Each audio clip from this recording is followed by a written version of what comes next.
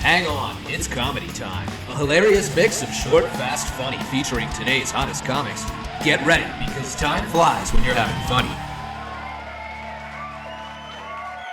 Hi, I'm Aarona, and you're watching Comedy Time. You know, these days, most of us are hard-pressed to find good entertainment, but not you. You, my friend, are lucky, because you get to watch the next comic. Woo! You're so lucky. You should buy a lottery ticket while you're at it and split the money with me. My name's Ron McGee, and I am half Korean and half Irish. So where my people at? Okay, we'll meet up later then. No, it was different going to Korean Irish, because they would tell us stories like at the end of every rainbow was a pot of kimchi. And then for breakfast we had rice, but in our rice we had green clovers, blue diamonds, and purple horseshoes. Yeah, they were magically delicious. I get it was really weird though was the family reunions, because the Irish side would be drinking all the liquor, and the Korean side would be selling it to them. It's like, Uncle Bob, you want the paper or plastic? Oh, and a lottery ticket, okay. Good luck, good luck. No. I remember hearing stories about my mom and dad, how they met. Like my dad, he wanted to marry a beautiful exotic Asian wife, and my mom wanted a green card. It's love right there. That was love. I guess there was some trouble at the end of their wedding, though, because at the end of the wedding, the Irish side started throwing rice. Korean side got mad. They started throwing baked potatoes. There's. How you like that, huh? I got a buddy of mine that's really into working out. He's always taking me out to the gym and stuff like that. And it's weird because you go to the gym and people pay like thousands of dollars for designer clothes they get sweaty in. They got like a leopard print with the cleavages all pushed up. They got that thong thing. Then you should see the women. It's like, no. I don't know. He's always on me about it though. He says, if you don't work out, you're gonna die. I'm like, oh, thanks. He's always pushing me onto it. And he's like, look, Ron, your body is like the temple of God. What are you doing to make it better? I'm like, well, I'm building a mega church. It's an educational building right there. Plenty of parking around back. No, I don't know, the image and everything like that. I feel bad for you ladies. It's always pushed on you ladies the most, like the magazine covers and all that stuff. It is, like they want you to do like cosmetic surgery to make you guys feel like that's what you gotta do, like the collagen injections right there. Because that's what men want, right? We want to marry those ladies who look like they kiss beehives and stuff, yeah. I feel bad for the ladies who can't afford that though. They're just with the lipstick going a little bit on the outside. Nobody will notice. I'm like the master of disguise. Guys walk into the room and they look at her and she thinks she's hot stuff and they're like, hey, wonder if she can make me a balloon animal. Or what about Botox? Botox, that's where they actually take the botulism, they inject it into your face to deaden or paralyze your muscles so you don't get wrinkles. Ha ha. Think about this for a minute. I can't understand women as it is. And now you're gonna take away facial expressions?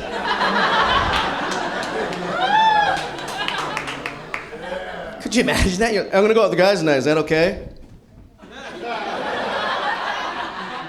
Does it look like it's okay? Maybe if you tapped your foot once for yes, 2 for no. I'm married to Spock. I don't know. Yeah, I don't know. I am married though. I'm married. Sorry, ladies. Taken. Sorry. I know. Yeah, taken. I know you're all up there going, aww. Why are the short round guys taken? Maybe I want to marry a weeble. Because they wobble, but they don't fall down. No. I don't know. I've been married for about 6 years now, and I have no clue what's going on. Nothing. I don't know nothing. Because to me, marriage is kind of like, I used to run my own business, and then I got bought out. So now I'm under new management. My salary's been cut in half. But my workload has doubled.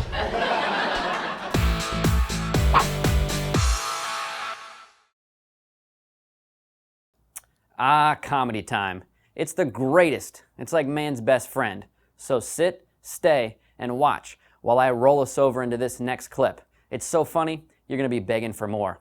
I actually got to perform around Europe and England, and I flew on British Airways, which, by the way, the best airline to fly, because the pilot's English, and that accent makes you feel so safe when you're flying. Yeah, like we were getting ready to land, he comes on the intercom, he's like, "Ladies and gentlemen, we are making our final approach into Heathrow International Airport. Isn't that lovely?"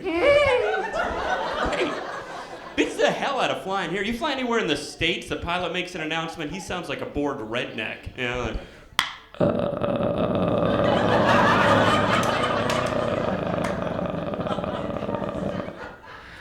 Good evening, ladies and gentlemen. Welcome to Flight 22177 from Los Angeles, California.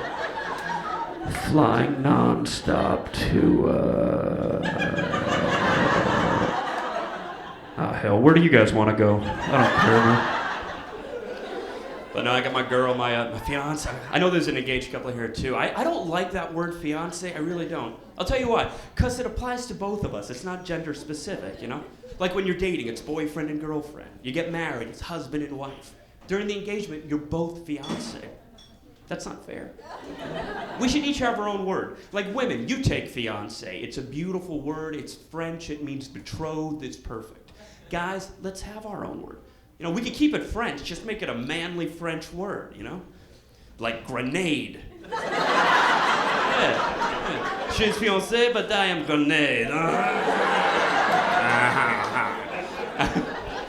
I actually said that to a married friend of mine. He looked really serious. He sat me down. He goes, "Dude, you want to know what word you are in French? You are the concierge." A concierge? What are you talking about? That's a guy in a hotel that gets you things and does whatever you... Oh.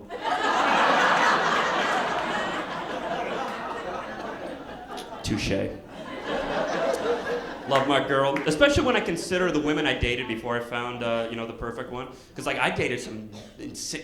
The last girl I dated, this is true, it was about 3 years ago Halloween. We were at my apartment, and somebody had given me a Ouija board. It's like a gag gift. So I'm like, "Baby, it's Halloween, I got a Ouija board. Why don't we light some candles, we can ask it questions?" And she freaked out. She was almost crying. She's like, "Oh my God, those are evil, get those away." I started laughing, and I wasn't trying to make fun of her. I just told her I don't believe Ouija boards are evil for 2 reasons. Number 1, there are so many Ouija boards in the world, not every one of them could be evil. And number 2, they're made by Parker Brothers. Call me crazy, but I find it hard to believe the company that invented Hungry Hungry Hippos have the powers of darkness at their fingertips. Like, Seriously. But then again, what if, right? Devil's advocate, what if? What if at the Parker Brothers factory there's a witch doctor just standing over an assembly line of Ouija boards, you know? Just standing there going, "Evil. Evil. Evil. Hey Bob, evil." Zaps the wrong game. Somewhere a bunch of kids are playing Twister. And don't get ahead of me. Kids are playing Twister, they're like, "Okay guys, okay. Okay, right hand red, right hand red." Oh my God, you look stupid. I'm spinning it, I'm spinning it, shut up. Okay, left foot in the 7th circle of hell.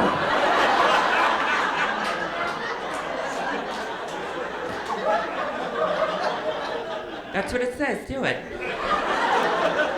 Well, then you're out, Stephanie.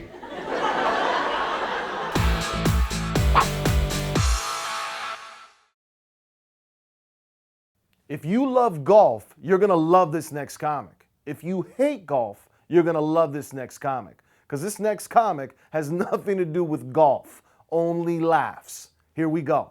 I cannot win with a wife and 2 clones. You laugh because I call them clones. That's exactly what they are. They're just like her. It's like I had absolutely nothing to do with them. My wife did not give birth to daughters. My wife gave birth to reinforcements.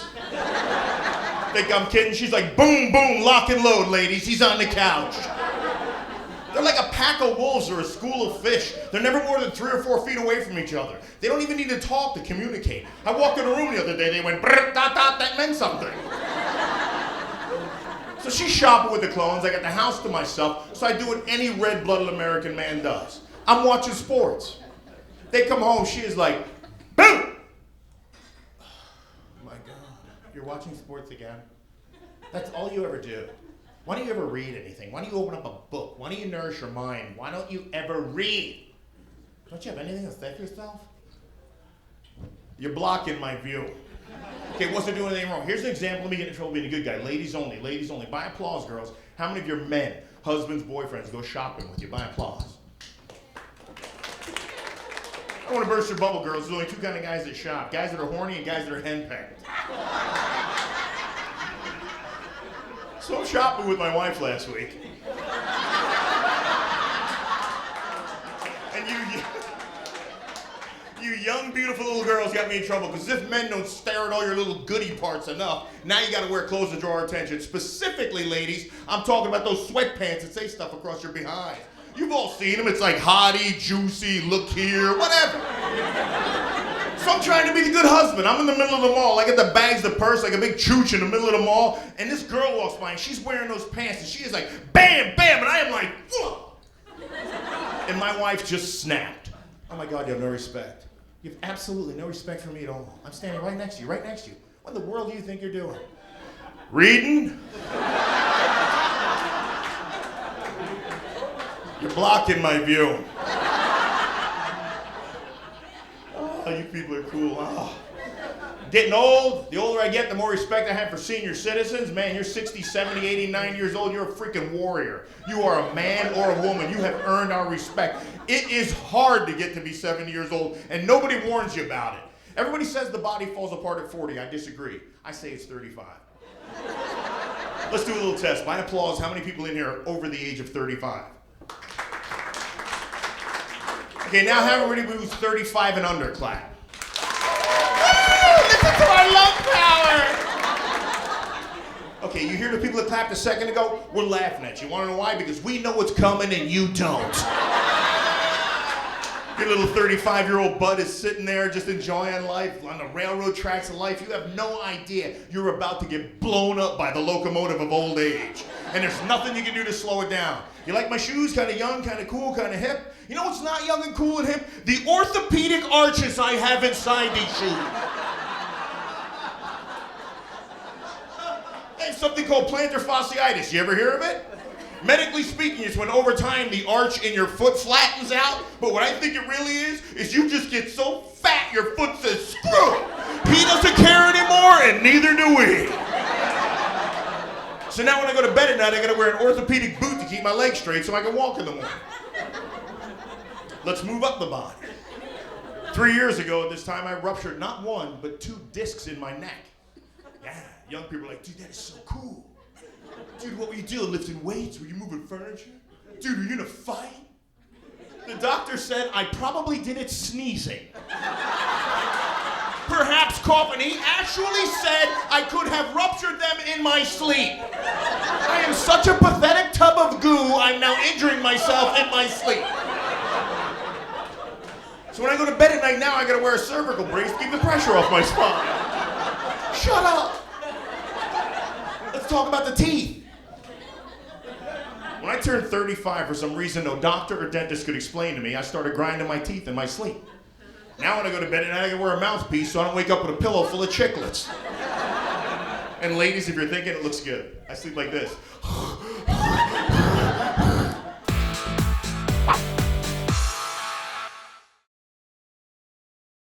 Hi, I'm Joel Bryant. This is Comedy Time TV, and I don't think I'm telling lies here when I tell you that this next clip is probably the funniest thing that you're gonna see in the next 90 seconds to approximately 3.5 minutes. Absolutely funniest thing you'll see in that time span. Enjoy. I'm hoping the rest of the week's gonna be better than the first half of the week because 2 days ago I bought tickets to see this motivational speaker, and I was gonna go and make a plan and get my life together and be somebody and stop screwing up. And I overslept. Whoever thought of scheduling a motivational seminar for 8 o'clock in the morning does not understand their target demographic. All right. I think ravioli was a poor first attempt at smuggling cheese out of Italy.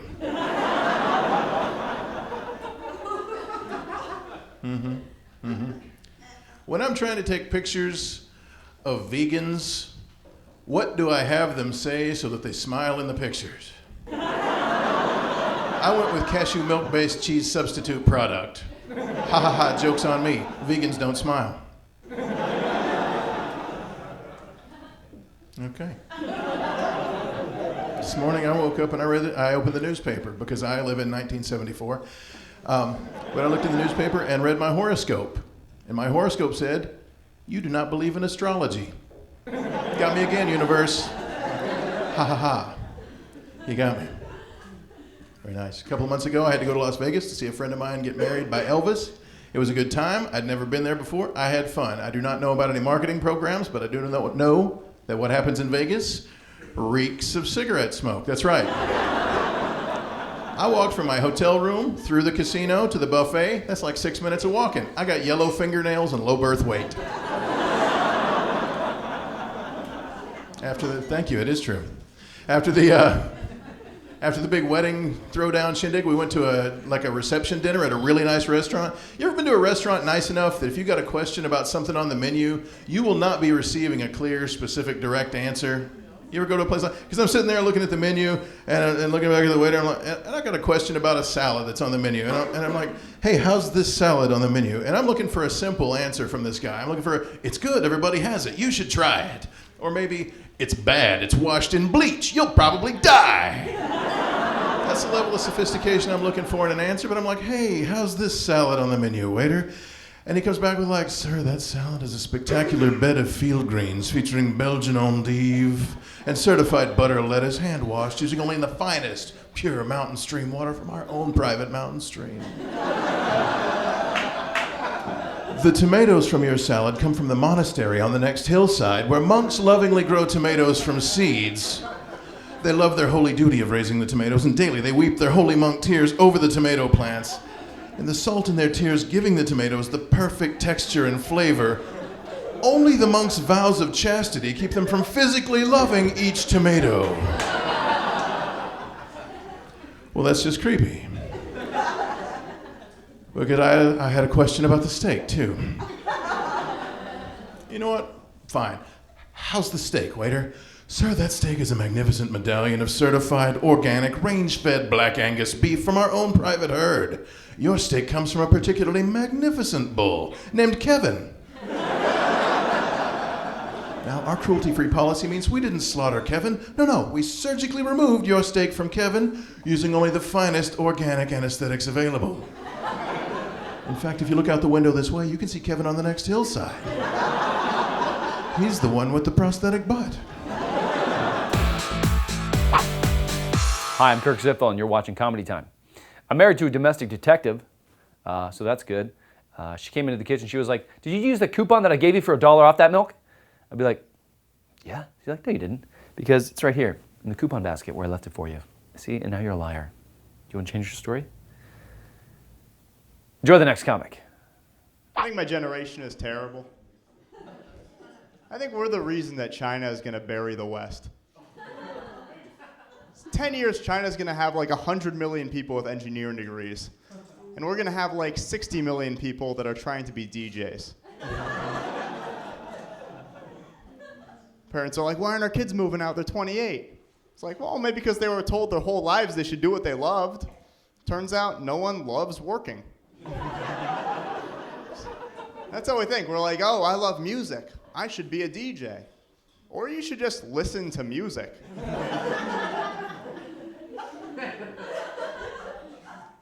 Like, really, a DJ? Like, your artistic aspiration is to rearrange other people's music worse than iTunes? Like, when I was growing up, I listened to, like, Bill Cosby and George Carlin, and it became my dream to someday try to become a comedian myself. It wasn't my dream to go to a club and play Bill Cosby and George Carlin from a MacBook.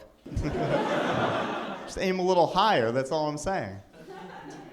I think we're just encouraged too much. You know, I have memories, like, my parents were like, "Oh, Toby made these cookies. Aren't they delicious? Isn't he great?"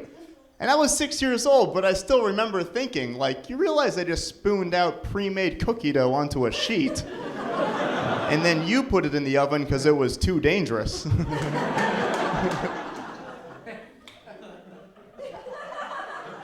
now I have friends raised that way who are like, oh, I designed a website using iWeb. It's like, no, Apple designed a website. You added a picture of a funny cat. It's not a webmaster. And I know this is what I do now, right? I'm a comedian. My parents were like, what do you want to do with your life? I was like, complain about it. Is there money in that? Yours. That's cool. This isn't what I always did. I used to be an engineer. And sometimes people are like, oh, comedy, that's such a hard job. No. Being an engineer was far more difficult. If only because no matter how bad of a job I might do up here tonight, a bridge won't collapse.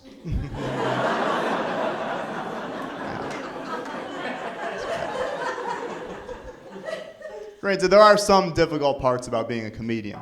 Like when I was an engineer, I had to do like 50 hours a week of math, but never had to drive 6 hours to do 1 hour of math in front of people who didn't understand math.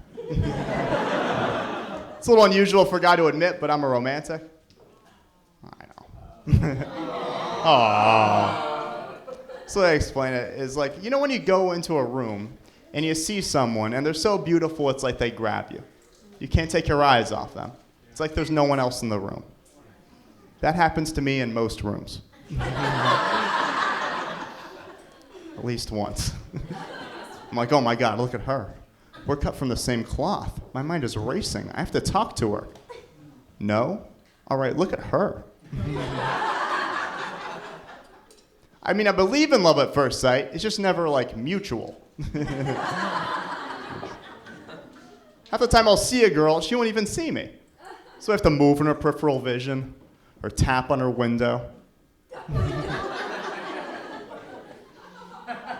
I fall for girls too fast. You know, I'll meet a girl at a bar, I'll be like, hey, I want to take things slow. Let's get a puppy.